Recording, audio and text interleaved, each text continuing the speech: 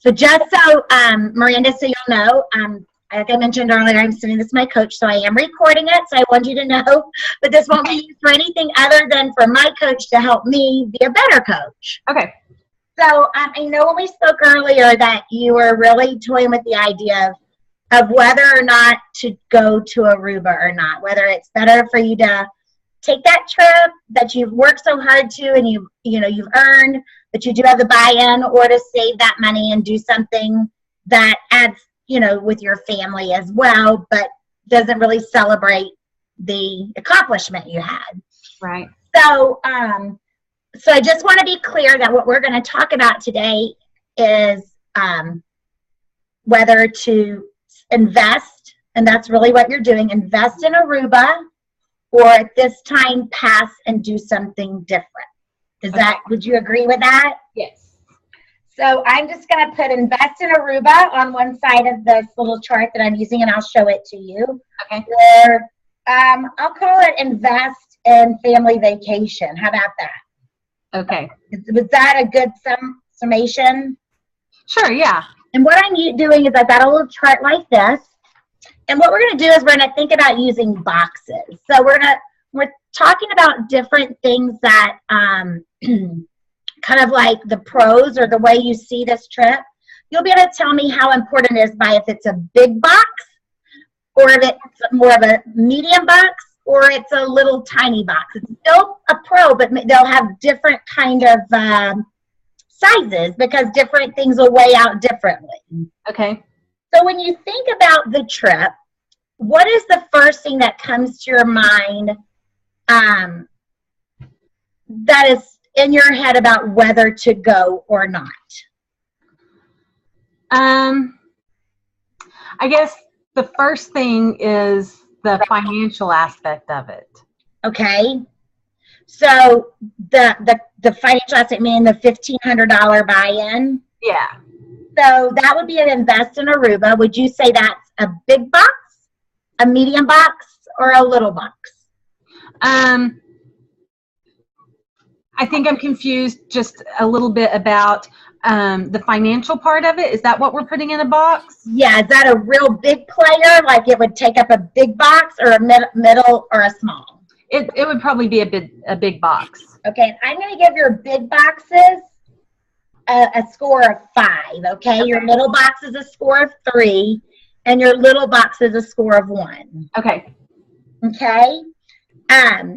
So what else do you think about on either side of it? And these don't need to be even. Just kind of think about all the different things that are running through your mind. Well, I know that the trip would be fun.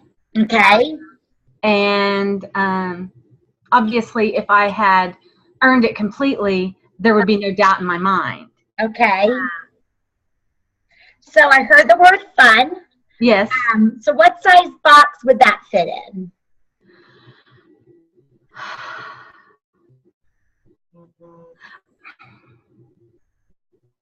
I think I would probably put it in a big box too, just because it would be a new experience.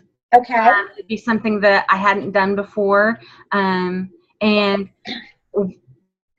while I would be going on this trip with a bunch of people that some of them I know and some of them I don't, I would really essentially be traveling by myself because it would be just me, and then I would meet up with people. So that's exciting, but it's kind of scary too. That's part of the fun? Is that what I'm hearing you say? What else when you think about it or not, either side, it or not going? Not going.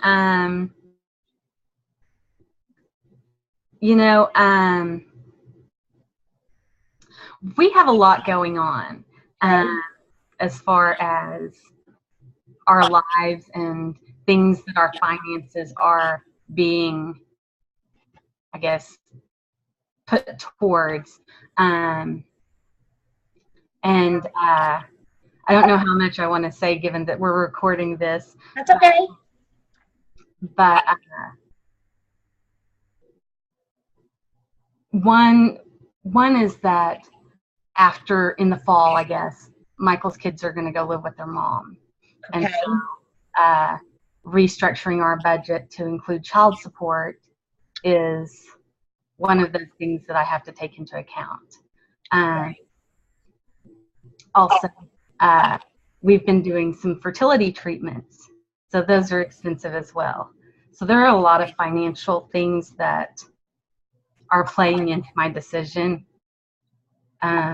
Not just being able to, take a trip and take Michael and the kids as well, but I think that there are just a lot of factors that weigh in on, is this the best use of our money? Okay, so back to that finances. That sounds like that box is really full. Yes. So investing in your family or a family vacation is truly, really that really big box. In fact, there sounds like there's might even be a few boxes. There's the cost of the fertility that if you stay at home, you have more to invest. Mm-hmm. You have the new cost of child support that will be new. So even though we had financial in a big box, it sounds like there's actually maybe more than one box financially. Yeah. And I mean, the financial kind of encompasses a lot of things, but it really is the biggest factor. Okay. And then I also heard you say something about taking Michael and the kids on a vacation and that. Right. I just think that,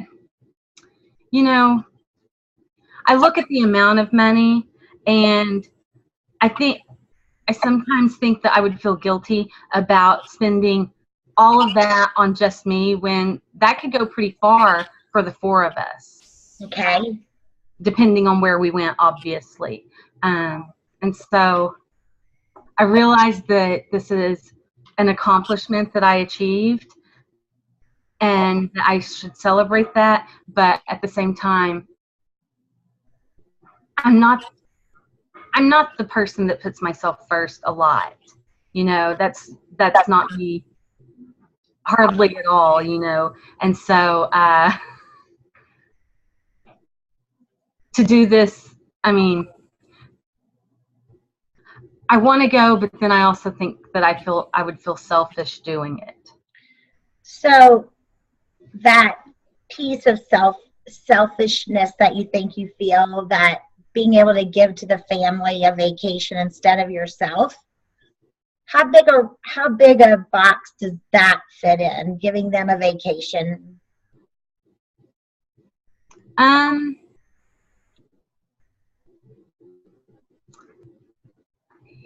I don't know.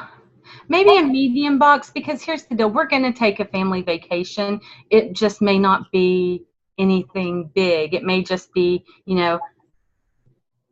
going to Branson for 3 or 4 days, or going to the lake for a few days or something. I mean, we're going to do stuff. Mm-hmm.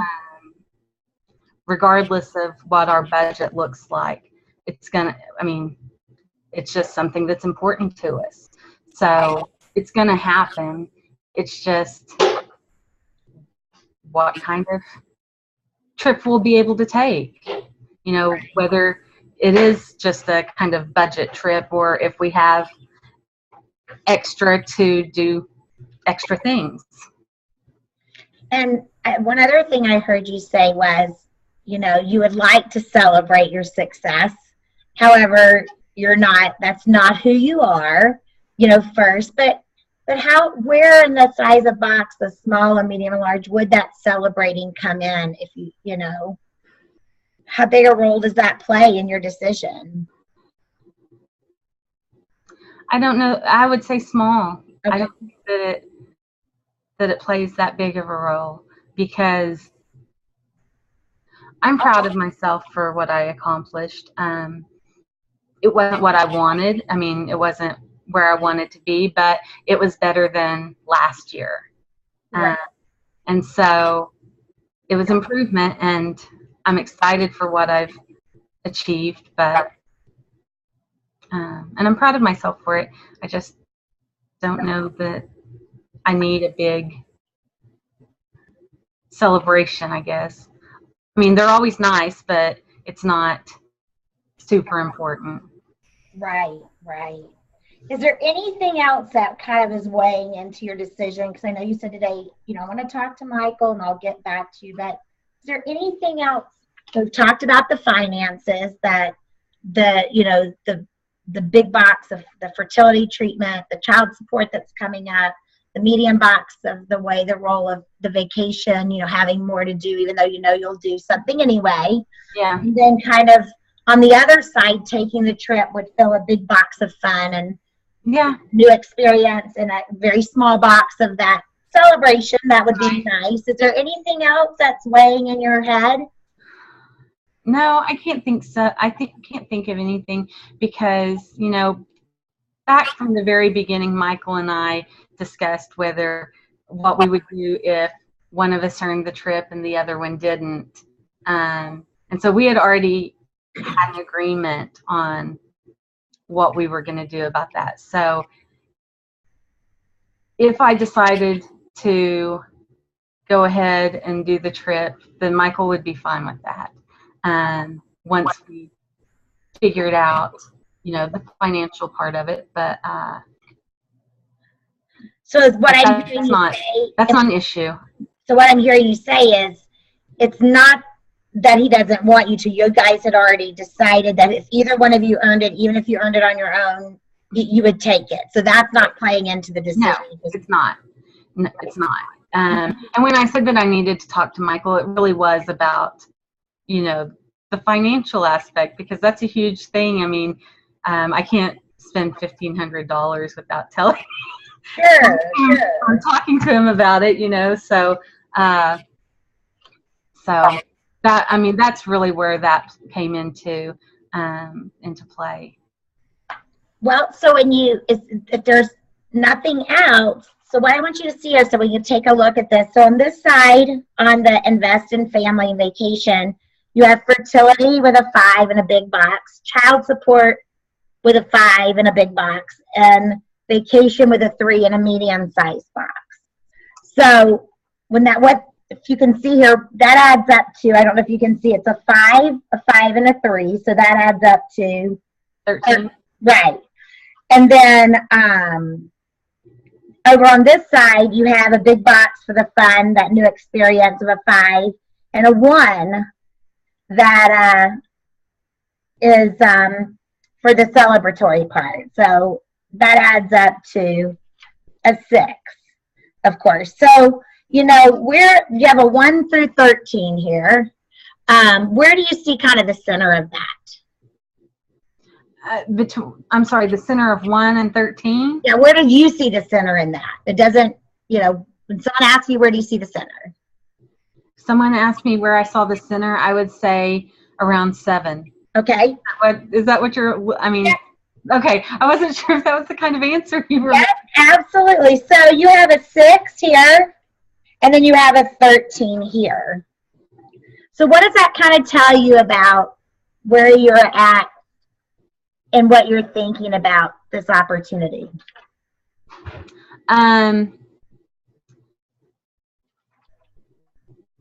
I'm not sure what the center has to do with it. Well, you can, for one thing, in this case, you might look at it and say, when a number's below the center, what does that normally say to you? It's low. It's not, I don't know. And the number's above the center, way above the center, what does that tell you? It's higher. I guess in this case, the higher number would indicate more importance, I guess. And so when you look at it, it's kind of like, a seesaw. Yeah. So when you look here, all of this is up here, and these are down here. Does that help you feel better, about maybe what does this help you to think about the decision that you need to make and the comfort level that you can have? Well, based on this and priorities that I've kind of set forth, I don't know that the trip is really something that I should do this year. I mean, anyone would want to go to Aruba, but I just don't know that it is the right time, I guess. And how do you feel about that, Miranda? When we hang up this call, like, how do you walk away from it? Well, I had already accepted that I wasn't going to Aruba when I thought it was $3,000. Right. I had already accepted that. I'm a little sad that I'm not going, but and I guess I do have one question. Okay. That hopefully you can answer it. So when if I were to register tomorrow, would I have to pay it tomorrow? The $1,500. I would assume it would be pretty quick. We could get you on the phone with Allison for sure, but they have to start booking your tickets. Right. So they would need to know pretty, soon, I'm sure. My understanding on registering as payment is, but if that's something we could definitely get on the phone with her tomorrow if we needed to. And right. And I mean, that would be the thing. I know that $1,500 is not something I could just pay right now. So, and it is a lot of money. So I'm okay with it, with not going. If you were to find out she didn't need it for 2 weeks, would that make a difference in how you feel, or does this teeter-totter look the same, or does it change? It might change a little, but I don't think it changes enough. Okay. Yeah. Is there anything else you feel like besides, or is there anything else that you feel like you need to research or think about, or are you ready to make a decision?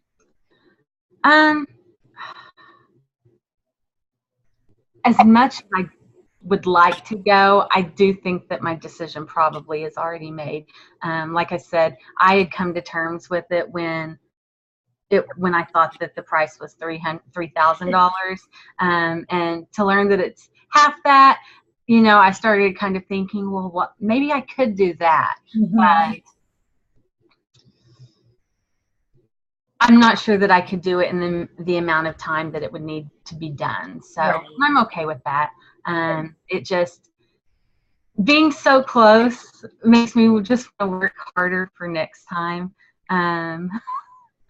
So I already have my mind made up. Well, with that being said, what actions do you want to take now so that you will be in a different place next time? Well, I am working on filling my party calendar. It's been a little sparse lately, but I know that part of that was just, I don't want to say me getting lazy, but just not doing the things I knew that I needed to do. And so I'm kind of just revisiting some of the Promote with Passion steps. I am reaching out to some of the people who I'm kind of restarting, basically. I feel like I'm just kind of starting over from square one. And so I'm reaching out to some of the people who helped me get started in the past, to kind of get it kicked off again so that I can increase my parties, because the more people I see, the more people are going to have parties for me. And so that's my first step. And then I'm really trying to take some of the things from PLC and re-engage my team, but I'm struggling with that. And I don't want to give up on anyone, but I feel like there are some that may be too far gone to pull back in. And so, again, it's just talking to more people and offering in the business. And then until my people that are already on my team, until they tell me to stop calling them, I'm going to keep bugging them. I'm going to email them. I'm going to text them. I'm going to call them until they say, hey, this wasn't for me. I don't think I'm going to do this anymore. Then I'll kind of back off. But until then, I'm going to keep trying to at least get them to talk to me. if they at least talk to me, then they will probably say, yeah, no, this isn't what I want to do, or okay, yeah, let's give this another go. But that's where I am. I'm kind of restarting and kind of going back to basics and trying to get things moving again. Well, great. Well, there's one thing before we wrap up. I heard you say a lot of different topics that we could probably dive into at a different time. But you said, you're working on filling your party calendar. Mm-hmm. What does a full calendar look like to you? I want you to walk away knowing.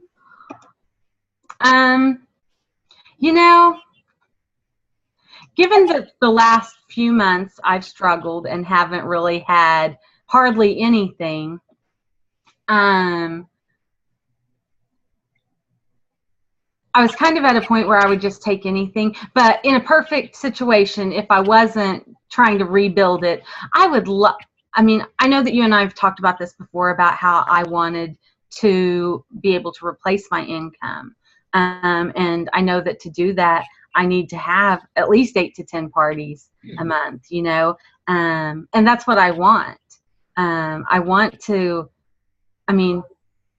when I'm having parties, I'm having more fun. It's not fun when I'm not having parties and I'm not making any money, because then I start questioning, why am I doing this? It's not any fun. But so I do want to have more parties, and so I would like to. I would love to have 8 to 10 a month. I was talking to Michael earlier because I noticed that I'm friends with Aubrey Middleton on Facebook, and she had posted one day a few days ago that she had like 8 parties in the next 10 days or 10 parties in the next 8 days or something like that. And I was like, I want to be there. I'm not sure I know how to get there, but I want to be there. So can I offer you a challenge?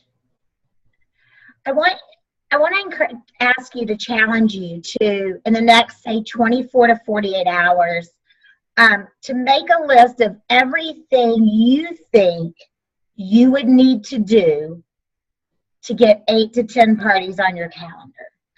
I want you to be as granular as possible. Everything you think you would need to do. Okay. So just take those words. I don't want to lead you in any direction. Maybe mind map. I don't know if you've ever done that, where you just sit and, for me, a mind map is you draw a circle in the center and you say 8 to 10 parties, and you just start letting everything that comes to your mind that takes to get there, or do a list, whatever. But like I said, I don't want to lead you to the direction of what it takes. But I want to challenge you to mind map it out. Okay. And if you would like, I would like to hold you accountable to that and follow up with you to see if there's pieces that maybe you can tell me. You can say, is this enough? I think I know what I need to do, or there's pieces on here I know I need to do, but I don't know how to do it. Okay. And you could give me your feedback. Would you like to accept that challenge, tweak the challenge? Sure, I'll accept the challenge. Okay. Do you feel that would be helpful to you in starting in this process of getting a full date book? Yeah. Great. Okay. So when and how do you want to get back to me on that?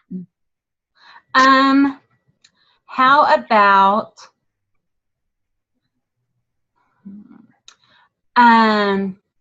I do the mind map kind of like you described. Okay. I can scan it. Sure. And email it to you by Saturday. Okay, that sounds great. So I will make sure that I get that to you sometime on Saturday. Do you feel like that'll take you in the direction? Yeah, I hope so. I think that a lot of times when I sit down and start thinking about how to solve a problem, I can usually come to a solution. So hopefully just sitting down and thinking of solutions it'll just come to me, or all the bits and pieces will fit together and I'll be like, aha, I figured it out. Good. What I need to do.